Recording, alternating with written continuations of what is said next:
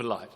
Thank you, Mr Deputy Speaker. Mr Deputy Speaker, this week is National Youth Week, and so I'd like to take the opportunity just to talk about some of the young people in our community and some of the views they're expressing, some of their concerns which they are sharing with myself and other community leaders.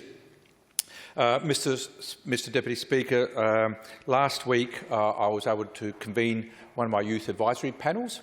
The youth advisory panel is made up of young people who are in their local schools, but also the local youth advisory committees.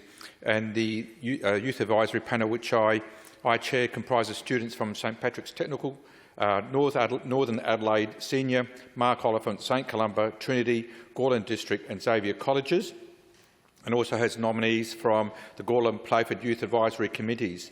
And Nurioopta High is also considering joining the panel, and I'm also hoping to extend an invitation to young people who are carers in the community, because they have a whole range of different interests from other young people, and hopefully the Barossa Disability Link and Carers group will actually be able to provide a young person to the panel. Being of school age, of course, the students are accompanied by a teacher from their respective schools, and that our first meeting held last week was essentially to set up an agenda for this year on issues they wish to discuss, but also any activities they wish to be involved in. And, Mr Speaker, that some of the issues which they've raised and we will be discussing over the coming months, the first issue which the young people raised as a priority was about respectful relationships. And that they're very keen to have a discussion about what it means to have a respectful relationship, but also what they can actually do in their school communities and the community at large to change behaviour, so we actually do see a more respectful relationship between individuals. And this is right across the board. This is about respectful relationships, in other words, treating the next person alongside you with the dignity, with the appropriate dignity. And it goes, deals with things like sexual harassment, it deals with homophobia, it deals with racism, bullying, the whole gamut of behaviours which generally should be considered as unacceptable behaviour and those which diminish the dignity of others in our community. More importantly, the young people are really keen to understand what are the values which behind these behaviours, what actually causes the behaviour. You can actually call this behaviour out, but you don't actually change it until you actually understand why people behave like that. So we'll be inviting a guest speaker at our next meeting to talk about what sort of values actually lead to this sort of behaviour, and what do we do in our schools and our community to change that. So they're very keen to tackle that issue. There's also a very important issue around, we'll be tackling it at a future meeting, around mental health in young people, and that certainly the young people express a great deal of concern about their peers who are dealing with a lot of mental health issues in the community.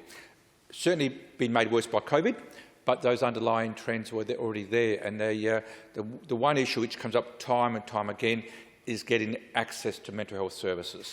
That is a huge issue in our community. We have a local resident doctor, who's also specialised in mental health, who has gone out and campaigning strongly to get more mental health services available in our community. And certainly, when you're told that a psychologist or a doctor is not available for 4 or 5 months before you see them once, that is like a lifetime, and it could be the difference between life and death for some young people. Not only young people, but also people who need help. The young people are also keen to look at sustainability and how we can actually address sustainability and how they can reduce waste in their schools as their contribution towards climate change. And I'm looking forward to that discussion as well. And there was a young person on the panel. There's discussion about also the particular mental health issues which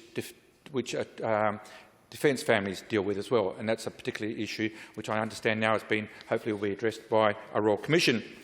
Mr Deputy Speaker, today is also St Florian's Day, or International Firefighters Day, and I'd just like to acknowledge those young cadets who have just recently joined the Country Fire Service in the Dalkeith Brigade.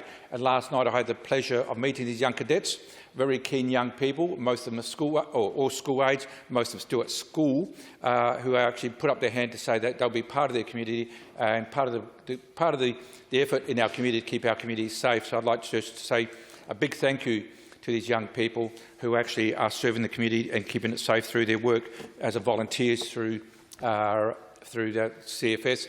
I'd also like to thank those students who are part of my Youth Advisory Panel. Minister for Education.